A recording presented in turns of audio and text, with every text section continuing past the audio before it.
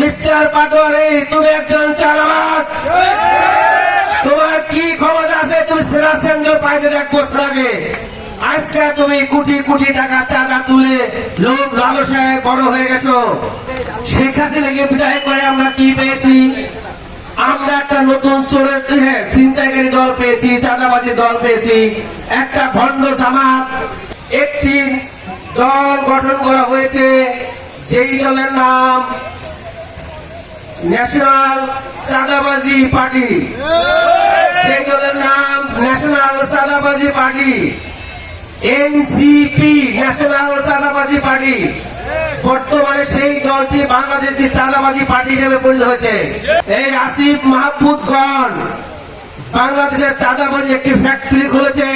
তারা মনে করে যদি বাংলাদেশে নির্বাচন হয়, তারা তো নির্বাচিত হতে পারবেন না। নির্বাচিত না হতে পারে, তাদের তো ব্যবসা বাণিজ্য সব বন্ধ হয়ে যাবে। তাই তারা নির্বাচনের বেলায় তাল বাহানা করতেছেন। 18 বছর আমরা আন্দোলন সংগ্রাম করেছি একটি নির্বাচনের জন্য, একটি ভোটের আন্দোলনের জন্য। আজ ও এখনো সেই দিনটি আমরা নির্ধারিত করতে পারিনি। আমরা জেল খেটেছি, রক্ত দিয়েছি। জুলাই আন্দোলনে হাজারো ভাই বোন রক্ত দিয়েছে, কৃষক শ্রমিক মানুষ রক্ত দিয়েছে। একটি বছর পার হলো স্বৈরা শাসক বাংলাদেশ থেকে বিতাড়িত হয়েছে। সকলের সহযোগিতায় বাংলাদেশ শেখ হাসিনা বিতাড়িত হয়েছে। নির্বাচনের দিন ঠিক না হলে গণতন্ত্র পূর্ণ প্রতিষ্ঠা হবে না। আপনারা জানেন, নির্বাচনে একটি গণতন্ত্রের চাবিকাঠি। বাংলার মানুষ 18 বছর ভোট দিতে পারেনি। তাই বর্তমান সরকারের কাছে আমার অনুরোধ, বর্তমানে আপনার দ্বারা একটি দল গঠন করা হয়েছে, যেই দলের নাম ন্যাশনাল চাঁদাবাজি পার্টি। সেই দলের নাম ন্যাশনাল চাঁদাবাজি পার্টি, এনসিপি, ন্যাশনাল চাঁদাবাজি পার্টি। বর্তমানে সেই দলটি বাংলাদেশের চাঁদাবাজি পার্টি হিসেবে পরিণত হয়েছে। গত সপ্তাহে একটি ভিডিও ভাইরাল হয়েছে। 2 সপ্তাহে গুলশানে যেই এনসিপির যেই নেতা অ্যারেস্ট হয়েছিল, সেই নেতার বক্তব্য ফাঁস হয়েছে। এই আসিফ মাহমুদ নিজেই সেটা নেতৃত্ব দিয়েছিলেন সেই চাঁদাবাজি। এই আসিফ মাহমুদগণ বাংলাদেশের চাঁদাবাজি একটি ফ্যাক্টরি খুলেছে।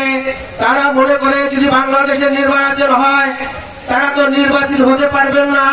নির্বাচিত না হতে পারে, তাদের তো ব্যবসা বাণিজ্য সব বন্ধ হয়ে যাবে। তাই তারা নির্বাচনের বেলায় তাল বাহানা করতেছেন। মিস্টার পাটোয়ারি, তুমি গত সপ্তাহে বলেছ নির্বাচন হবে না। Who are you to say that? Mister Patwari, তুমি একজন চালাবাজ।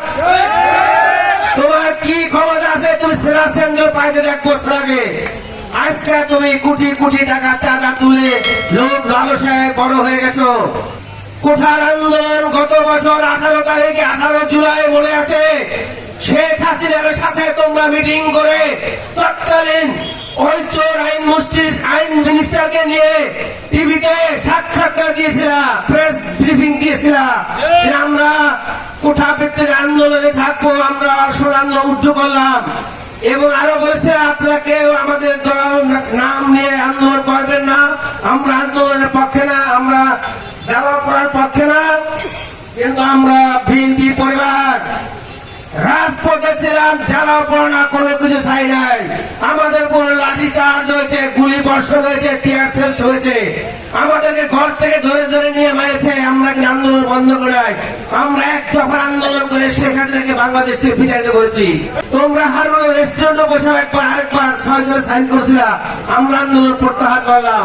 আজকে তোমরা বলেছো আমরা সিংহ পুরুষ। সিংহ পুরুষ তোমরা না, বাংলাদেশের প্রত্যেকটি মানুষ সিংহ পুরুষ, যারা আন্দোলন সংগ্রামে শহীদ ছিল। শহীদ ছিল আমাদের প্রিয় নেতা তারেক রহমানের নির্দেশে আমরা আন্দোলন করেছি। তারেক রহমান 18 বছর আমাদেরকে সুসংগঠিত করে প্রত্যেকটি আন্দোলনের সংগ্রামে নেতৃত্ব দিয়েছে। 24 জুলাইয়ের প্রত্যেকটি দিন 18 ঘন্টা তিনি টিভির সামনে থাকতেন, 1 মিনিটের জন্য ঘুমাতেন না। তিনি আমাদের নেতৃত্ব দিয়েছেন। তার নেতৃত্বে শেখ হাসিনাকে আমরা বিদায় করেছি। শেখ হাসিনাকে বিদায় করে আমরা কি পেয়েছি? আমরা একটা নতুন চোরের ছিনতাইকারী দল পেয়েছি, চাঁদাবাজির দল পেয়েছি, একটা ভণ্ড জামাত, যে জামাত অনায়াস মুখোশধারী জামাত কারো না, জামাতের সেলফিশ একটা দল, জামাত কারো হতে পারে না কখনো। আপনারা জানেন জামাত এনসিপি কে নিয়ে পায়তারা করছে, নির্বাচন দেয় না হয় কেন? নির্বাচন হলে তাতে কোনো লাভ নাই, সিট নাই, ভোট পেয়ে তারা। আরে ভাই, বাংলাদেশের মানুষ কি পিয়ার বোঝে? বাংলাদেশের মানুষ বোঝে যাকে ভোট দেব, যে এমপি হবে সে আমাদের জন্য কাজ করবে, তাই না? আপনি ভোট দিবেন আমাকে, আর এমপি হবো সলিমুদ্দিন চান? বর্তমান সরকারের 1 বছরের 2টি উন্নয়ন করেছে। একটি উন্নয়ন করেছে উনি চমক দেখাবে বলে বিদেশে বসে বলে আসছে বর্তমান সরকার প্রধান। উনি আরেকটা কথা বারবার বলতেছিলেন, সংস্কার করবেন। 2টা পয়েন্টের 2টা কথা বলে আপনাদের। উনি কি চমৎকার করেছেন জানেন আপনারা? গত রোজার ঈদের আগে উনি গিয়েছিলেন কক্সবাজার রোহিঙ্গা ক্যাম্পে। রোহিঙ্গা ক্যাম্পে যে বলে আসলেন মিডিয়ার সামনে, আপনারা সকলে সামনের ঈদে আপনাদের দেশে চলে যেতে পারবেন, তাই বাংলাদেশ রোহিঙ্গা মুক্ত হইব। এইটা বলে উনি আসছে। 6 মাসের মাথায় কি হয়েছে জানেন? 1,30,000 রোহিঙ্গা আরো ঢুকছে বাংলাদেশে। এই চমকটা উনি দেখাইছে। উনি আরেকটা চমক কি দেখাইছে শুনবেন? মালয়েশিয়ার প্রধানমন্ত্রীকে ইনভাইট করেছেন, আসছে। মালয়েশিয়া আমাদেরকে ভাষায় দেবো বলে গেলেন। মালয়েশিয়া থেকে 31,000 লোক ফেরত পাঠাইছে 6 মাসে। উনি এই চমক দেখাইছেন। উনি আরেকটি চমক দেখাইছেন, কি বলবো?